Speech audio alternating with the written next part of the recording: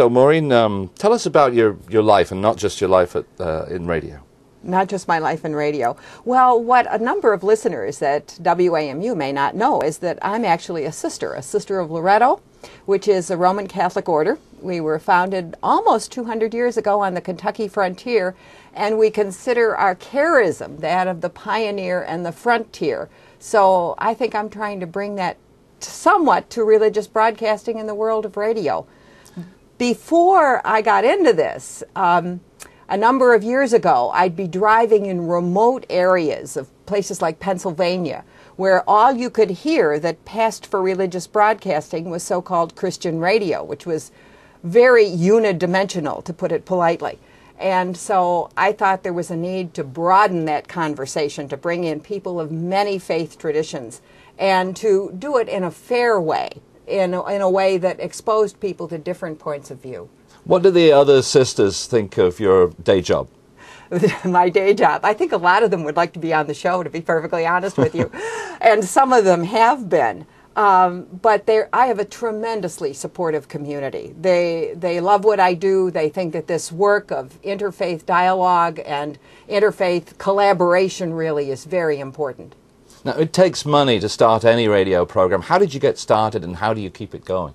Well, initially I did get financial support from my community, and I still do occasionally get that, but I also have some large donors who've been incredibly generous, and then a whole group of small donors from across the country, because we're actually heard on 61 stations nationwide, including one in Canada. And then we get other money from religious communities of women, a few from religious communities of men, from other denominations as well. Muslim group has given us money, Lutherans, etc. Now, you deal with issues like politics and international diplomacy, ethics and violence and confrontation as well. Where do you get that sensitivity that you can bring in so many issues into the conversation? Well, you know, the heart and soul of who I am religiously is my deep belief in social justice and my deep belief in the community of humankind. And almost anything that touches that ethic is of great interest to me. So, like just recently, I did an interview on the mortgage crisis with a minister and a secular Jew, both of whom are deeply dedicated to economic justice. For me, that's the heart of religion. That kind of sensibility, dedication to peace, the common good, being concerned about one's sisters and brothers around the world, that's at the heart of it. So there's no issue that doesn't touch that. Do people ever accuse you of bias or coming from a certain position because you're a Catholic? They accuse me of bias, but probably not so much because I'm a Catholic, but rather because I have the kind of ethic that I've just described to you. A belief in social justice and peace and so forth is very much at the heart of the mission of what we're doing, along with a desire to be collaborative on an interfaith level and to expose the listening public to the viewpoints of other faith traditions. For example, Islam is so vilified in this country today. We try to present a fair presentation of Islamic views from some of the best voices in that community. What's missing from mainstream media these days? In the world of religion, or in general? When you watch TV or you listen to the radio, what do you think? Gosh, I wish there was more of this or that. I wish there were more a sense of the common good in the commentaries that I hear so much, particularly on television as well as radio. A sense that we've got some responsibility for one another and that it's not just an individualistic dog-eat-dog kind of existence and that's the way we were meant to be. I guess personally I find something profoundly immoral about that kind of a stance.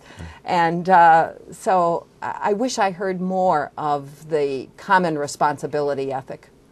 You hear a lot of people say, you know, when I was 14 I decided I wanted to be a journalist. That would be my story, for instance. Or, you know, when I was 17 I decided I wanted to go into the priesthood.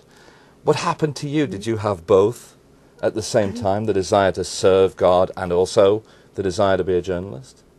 Actually, the desire to serve God or to enter a religious community came when I was in my first 2 years of college, and entered a religious community in my third year. But I didn't have a thought about journalism. That was before the Second Vatican Council, which made the changes in Catholicism. It wasn't even possible to think about journalism. I thought about teaching, which I guess you could say is mini journalism. I don't know. But I was a high school teacher, and then I went to Georgetown University here in Washington and was very deeply influenced by Martin Luther King. In fact, I could say in all truth he transformed my life and gave me this kind of sense of working for justice and peace as intimately tied for me to the Christian faith. And so I became involved in that. It expanded to include the rights of women. It expanded to include concern for people in Central America, where I've done a lot of traveling. And then ultimately expanded to the world of journalism, where I've tried to bring even greater breadth to what I do. Apart from your own, of course, what's your favorite show on WAMU? Well, it used to be Calling All Pets. Until it went away. Yeah, that's right. Actually, I'm trying to, my favorite show. Well, you know, it's hard. There are so many. But I really love listening to Diane Rehm. I've got to admit, I think she's got a great style of interviewing, and I enjoy the guests that she has. But I also love Kojo and all the different kind of local flavor that he often brings to the station. It's difficult to answer that question without offending somebody somewhere, right? That's right. That's right. That's why. If I could have said Calling All Pets, I would have. It's the safe option. Maureen, thank you very much. Okay. Thank you.